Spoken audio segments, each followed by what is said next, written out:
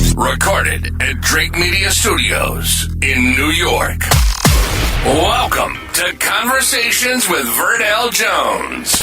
Empowering your passion with purpose. This is the show where we bring you inspiring stories, practical advice, and actionable insights to help you turn your passion into a reality. Each episode, we sit down with incredible guests who share their journeys, their challenges, and their triumphs, so you can gain the tools and motivation to take the next step in your own journey. Whether you're looking to spark a new idea, find clarity on your path, or learn from life-changing success stories, you're in the right place. So grab a notebook, settle in, and get ready to be inspired. Let's turn passion into purpose together. Here's your host, Verdel Jones.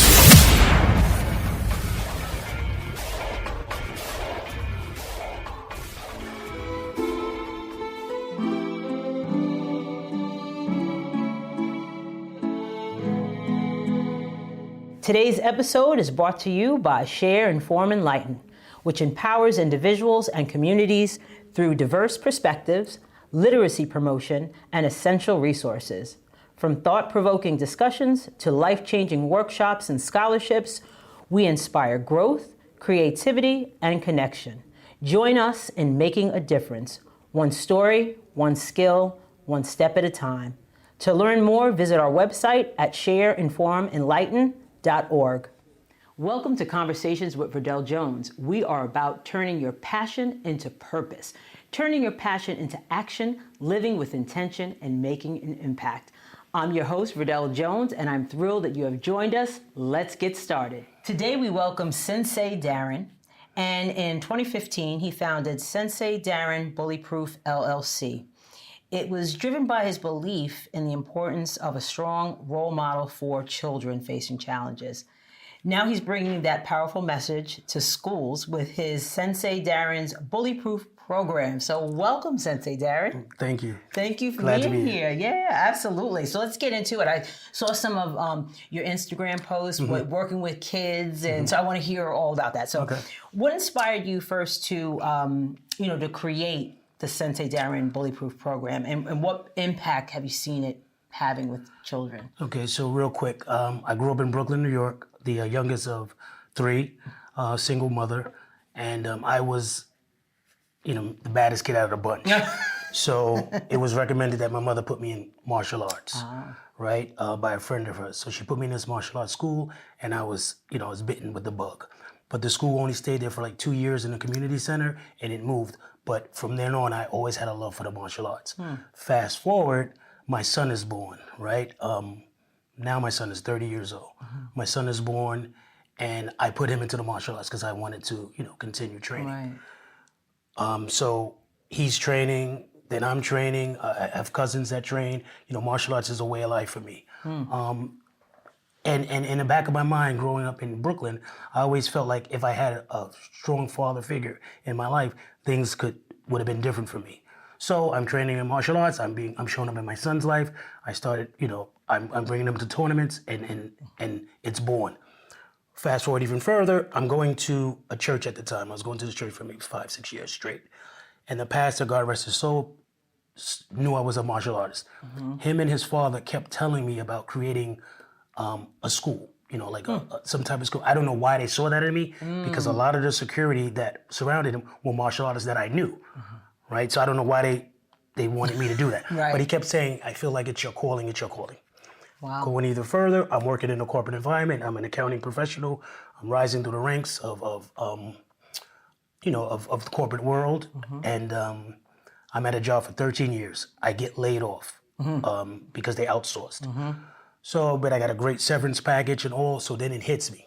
I'm praying, meditating. Back then I'm praying and meditating. I still pray a lot now, but back then I added meditation to it. So I was praying and meditating all the time, and it came to me. Yeah. Sensei Darren Bullyproof. When I tell people that story, I'm like, it really happened. Just like that. Just like that. So I wanted to create a program where I go into the school system and talk to kids. I wanted to be a figure, a positive role model. So I'm on this severance package. I prayed, it came to me, Sensei Darren Bullyproof, so I'm looking online. it had some in Jersey. I live in Jersey City. Had a school in Jersey City, a college where I can go talk to someone who's a small business. Give you information, whatever. Right, exactly. So I went there. I told him what I wanted to do. He thought I wanted a grant to build a grant. I said, no, I want to go into the school system and teach. Right. So he said, well, this is what you should do. He gave me some numbers to call.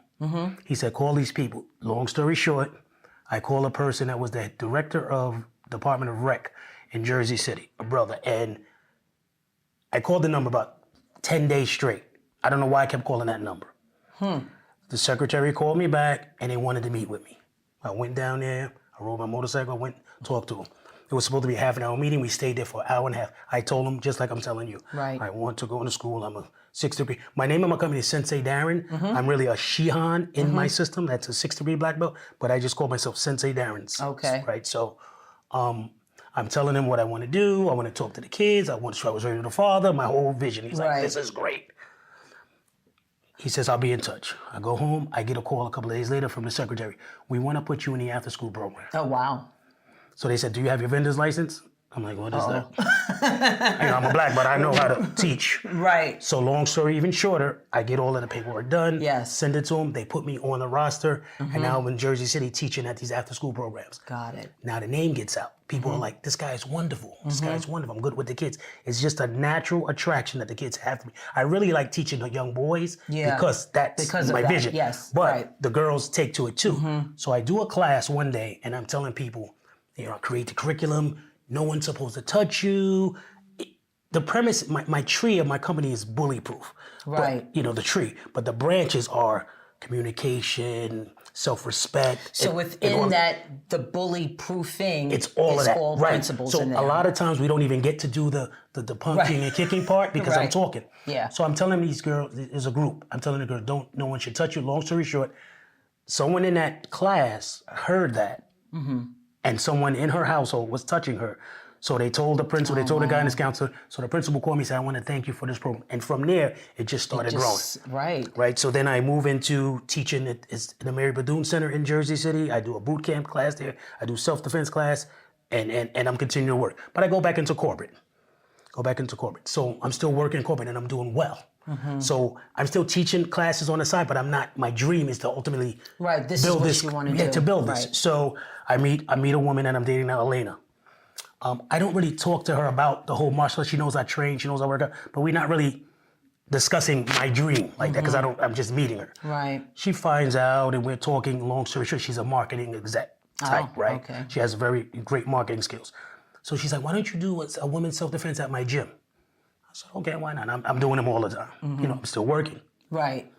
So I do the self-defense course there, and one of the women there has some connections with a school, and long story short, they want to bring me in to do these classes. That was last year.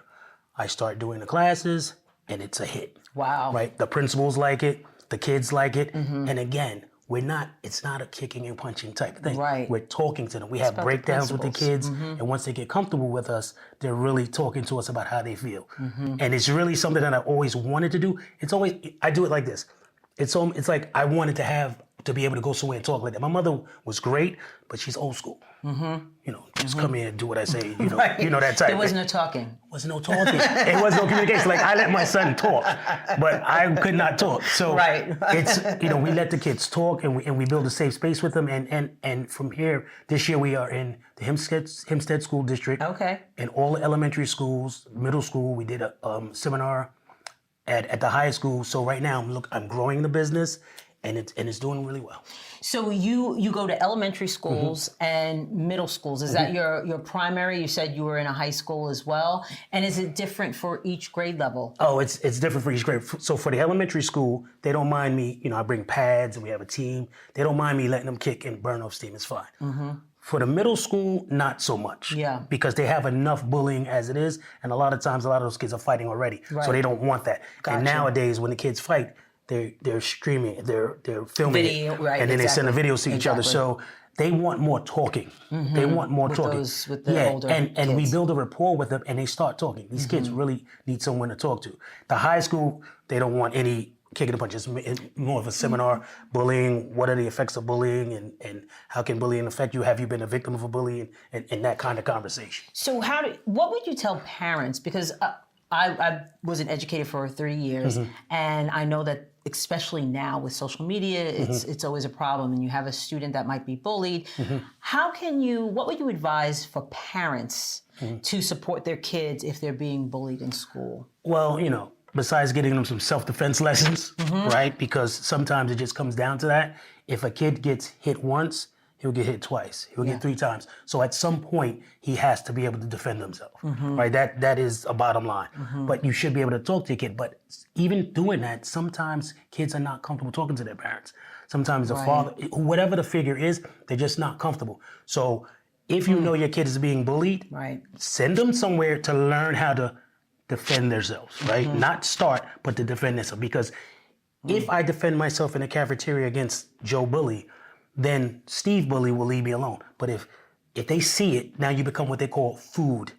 So now you're that guy or the girl that everyone's kicking and punching. You're going to be that target. And then this can result in low self-esteem, drug abuse, yada, yada, suicide, and all that. So a quick palm heel to the face may end that. But if a kid doesn't know, they don't know. So I would say get them self-defense classes, but definitely talk to them. But a lot of times our kids don't talk to us like they talk to a stranger. Kids talk to me, and they have a mother and father in the household. Why they come to me? And their mother and father probably have told them the same things that you may have told them, but it's just another person that they feel comfortable with. Yes, exactly. Yeah. So how does learning the self-defense? You mentioned they can protect themselves, but how have you seen that kind of manifest itself in the confidence that children get when they're with you? So I'll bring up. I have many people. I have people that contact me all the time. They bring their kids from Passaic, all over. One person in general, I have a friend of mine. She had a sister, who lived in Harlem, and her sister had a son from Atlanta. They lived in Atlanta, now they live in Harlem. So the kid was taking the train to go to school in Brooklyn. Oh, wow. But he was being bullied. So the mother went to the school for open school night one day, and he was being beat up in the schoolyard. Long story short, the sister said, call Darren. So I would go to her house to train this kid. So when he came to the door, he's a big kid. I'm like, who's touching this kid? But when he talked, he had this high-pitched voice. He was like, hey, I was like, oh, okay. So I know how kids can be. Yes. In school, with that high-pitched voice, they were making fun of him. Target. And he wasn't rough. In 3 weeks, I kid you not, I have tested 3 weeks. I took this kid from coming to that door with that high pitch, he's always had a high pitch voice. But now he's wearing bandanas. He's wearing cut-up. This kid totally changed. I gave him a few techniques. He went to school. He was the target again. He used them. His mother called me crying. She could not believe it. She's like, oh. So this was years ago. This kid now was graduated college. He was the head of the wrestling team. Okay. The head of the wrestling team, right? Because of the simple stuff he learned. And I didn't take long because, she lost her job, she couldn't pay, whatever, and I did a few for free. And she's like, okay, but thank you. And he was well on his way. About 3 weeks worth of some nice, and nothing deadly self-defense, just basic stuff. And the kid went to school, protected himself. He wound up graduating college. He was head of the wrestling team. Haven't talked to her in a while, but the last time I talked to her, she told me that story. Yeah, he's built, and that builds their self-esteem and confidence if they know that they can protect themselves. And that's always a challenge, I think, when students are being bullied. They don't really know, and the parents don't know how to support them. What can schools do to help with the bullying that goes on in schools? Well, they can bring in Sensei Darren's Bullyproof, of course. There you go. We know that already. All right.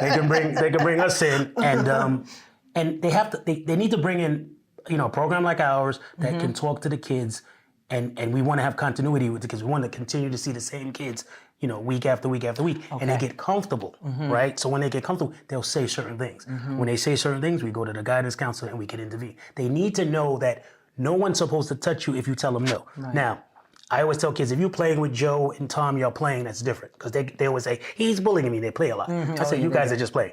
But if you're telling someone, don't touch me, I mean it. We're not playing any games. Period. But you need to know what to do if you're being put in a headlock and you're being punched in the face. Like, what do we do? You get out of it? And if they do it once, they're going to keep doing it. And there are simple techniques to prevent that. And there's nothing deadly. It's simple. If I said don't touch me, don't touch me. And kids learn it like that. I'm sure. Yeah, and then sometimes you see a kid, getting like, wanting to walk to the halls, to show off. We got to say, calm down. Right. Calm down. You weren't that guy before. You're not him now. Just relax. But because the confidence, it builds. Yes. Yeah, but yes. A lot of the bully and the bullied. It's about self-esteem. It's about confidence. It really, really is. And so I taught my girlfriend a few techniques. So now she's out later. So she's walking to her car. She's like, I said, all right, calm down. Calm down. You learn one technique. Now you with them heels, calm down. Right. Just easy. Yeah, easy. And get home. Go. Stop. Now she's walking around with the key. All right. So, Sensei Darren, please tell people how they can get in touch with you and how they can have your program in their school. Okay, you can reach me on Instagram at Sensei D Bullyproof. That's on Instagram, and from there we have our Facebook page, our website page. You can reach us there and just contact me, DM me, and reach out. All right. Well, thank you so much for sharing that. It's so important to make sure our kids have the confidence and they can protect themselves. So thank you for the work Thank you're you for doing. having me. All right. Thank you. Thank you so much. Thank you so much for tuning in to Conversations with Verdel Jones, empowering your passion with purpose. I hope today's conversation left you inspired, informed, and ready to take action toward your goals. If this episode sparks something in you, don't keep it to yourself. Share it, pass it, and keep the cycle of learning and growing alive. Don't forget to subscribe, comment, like, and share so you will never miss an episode. And remember, in the words of Maya Angelou, when you learn, teach, and when you get, give. We'll see you next time. Thank you for joining us on Welcome to Conversations with Verdel Jones. We hope you found today's discussion insightful and inspiring. Don't forget to subscribe to the podcast on your favorite platform and leave us a review. It helps others discover the show.